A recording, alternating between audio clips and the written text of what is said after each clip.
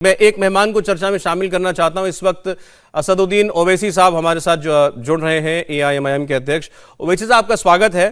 मैं शुरुआत आपसे, आपको मेरी आवाज आ रही है ओवैसी जी? आ रही है। जी, अभी जो ये पार्लियामेंट बिल्डिंग के ऊपर राष्ट्रीय चिन्ह का जो लगाया गया है, राष्ट्रीय चिन्ह का प्रतीक, उसको लेकर के बड़ा विवाद है। आपने भी उस विषय में कुछ कहा है। पहले तो बार बार ये कहा जा रहा है कि वो जो मूल हमारा राष्ट्रीय चिन्ह एम्बलम है उससे बिल्कुल अलग है, और ये आरोप तक लगा दिए गए हैं कुछ राजनीतिक दलों की तरफ से कि जानबूझकर निर्देश देकर ये जो शेर है इनको कुछ ज्यादा खूंखार बनाया गया है। आपको ऐसा लगता है कुछ? नहीं, मुझे जो लगता है मैं आपके सामने रखूंगा।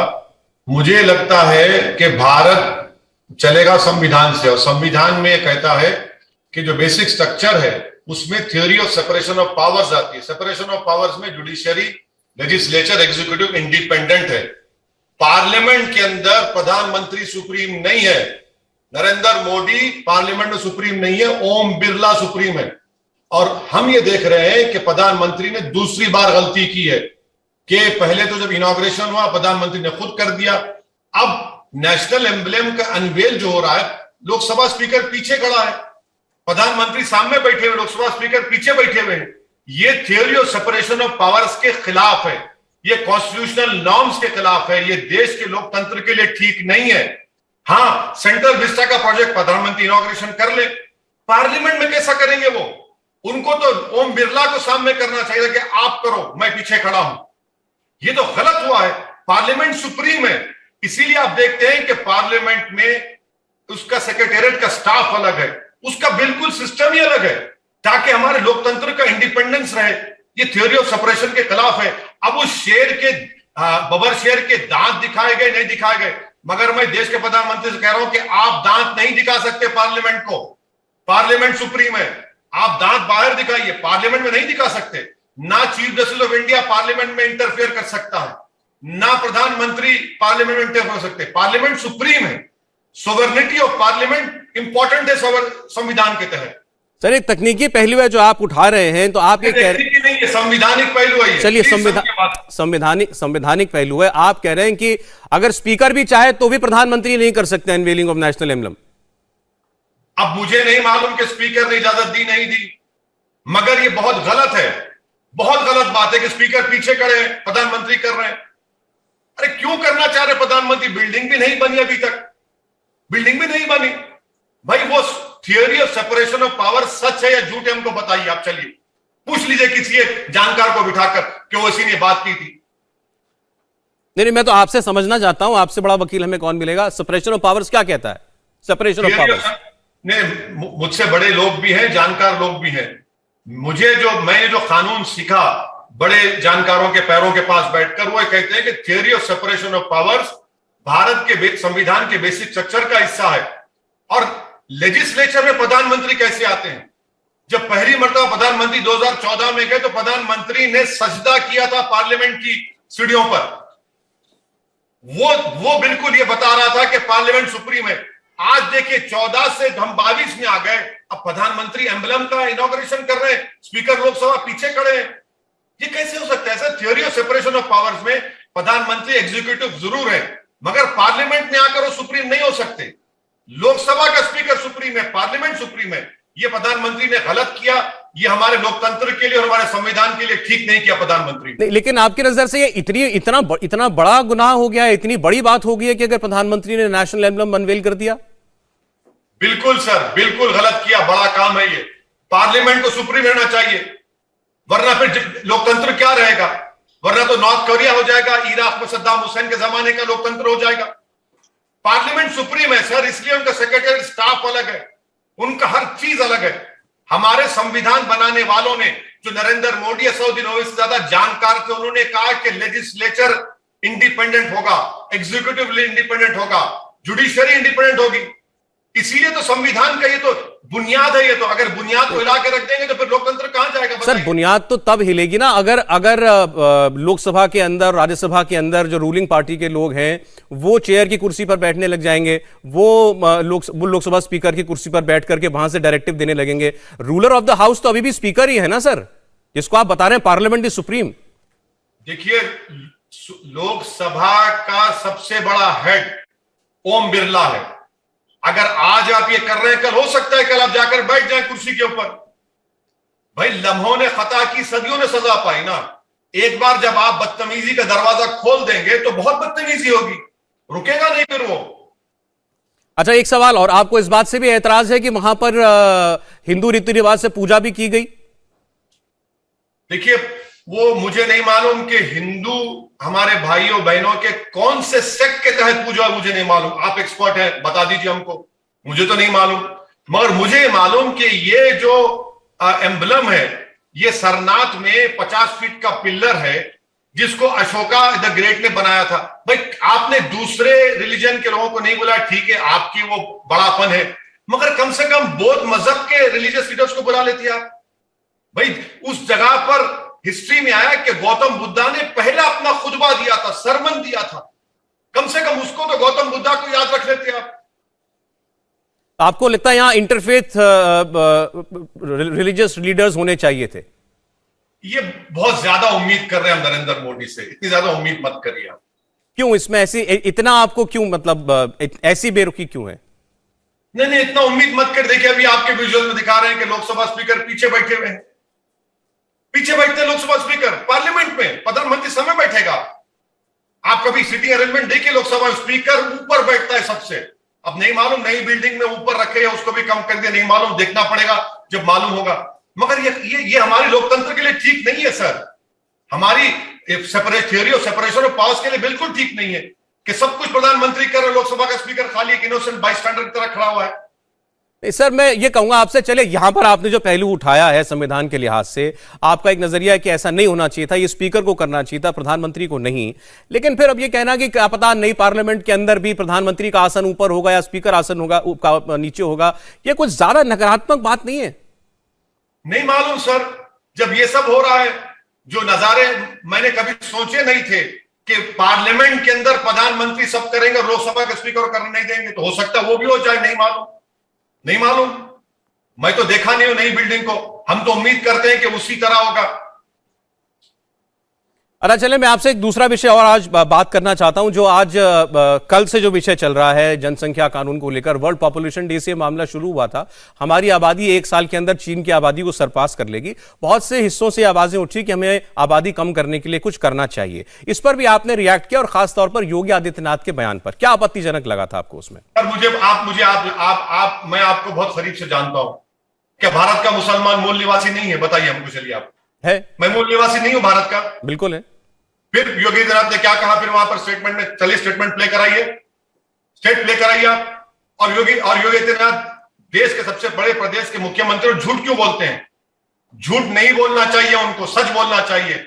और सच ये है कि भारत का TFR रेट गिरा है, 2.2 हुआ है। सच ये है कि मुसलमानों का 20 साल में सबसे ज्यादा TFR रेट गिरा है। और सच ये है सर कि 2 अप्रैल 2022 को मौजूदा हेल्थ मिनिस्टर ने राज्यसभा में स्टेटमेंट दिया है कि कौन सा स्टेटमेंट दिया है कि बीजेपी के एक MP ने 2 बच्चों का कानून का बिल लेकर आया, तो हेल्थ मिनिस्टर ने कहा कि भारत को 2 चाइल्ड नॉर्म के कानून की जरूरत नहीं है। योगी आदित्यनाथ ने झूठ कहा है। दिसंबर 2020 को सुप्रीम कोर्ट में मोदी सरकार ने एफिडेविट लिख कर दिया कि देश को 2 चाइल्ड नॉर्म की जरूरत नहीं है। क्या वो भी झूठ है? बताइए आप।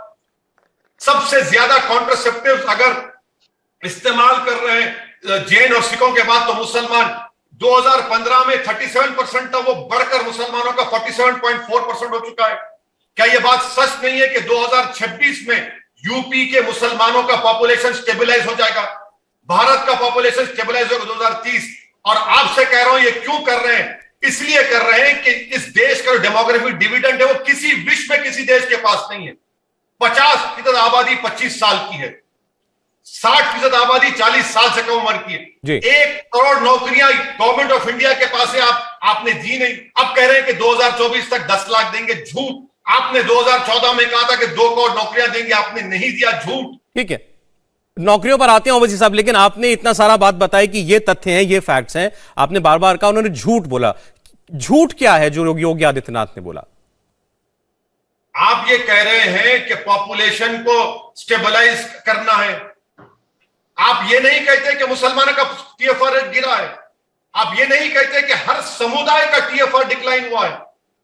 आप ये क्यों नहीं कहते कि उत्तर प्रदेश का 2.7 से 2.4 आया है? आप सिर्फ मुसलमानों का खौफ हिंदू भाइयों में पैदा करना चाहते हैं। सर मान लीजिए कि 2.6 मुसलमानों का TFR रेट अगर रहेगा, 200 साल लगेंगे सर हिंदु भाइयों के बराबर पॉपुलेशन होने के, जो नहीं होगा TFR रेट गिरता जाएगा, मुसलमानों का पॉपुलेशन 2030 में स्टेबलाइज हो जाएगा। अच्छा, योगी आदित्यनाथ ये क्यों नहीं कहते कि सेक्स रेशियो मुसलमानों का 1000 अगर मेल बच्चे हैं तो 936 से 951 हुआ है। वो बोले हिंदू भाइयों का कितना सेक्स रेशियो, कितने महिलाएं हैं वो 1000 बच्चों पर, इस पर बात नहीं करेंगे। नफरत की राजनीति करेंगे मुसलमानों। उन्होंने ये कहा कि आबादी कम करने की जब भी बात हो तो इस बात को ध्यान में रखा जाए कि जनसंख्या का असंतुलन अक्रॉस रिलीजन्स, अक्रॉस कास्ट, हर बेसिस पर क्षेत्रों में रीजन वाइज बराबर रहना चाहिए। इसके बाद उन्होंने एक बात कही कि रिलीजियस डेमोग्राफी अगर बदलती है तो इसका विपरीत असर पड़ता है, अराजकता फैलती है, एनार्की फैलती है। ऐसा हमने कई देशों में देखा है। भारत में कहां हुआ है सर? भारत में कहां हुआ है बताइए?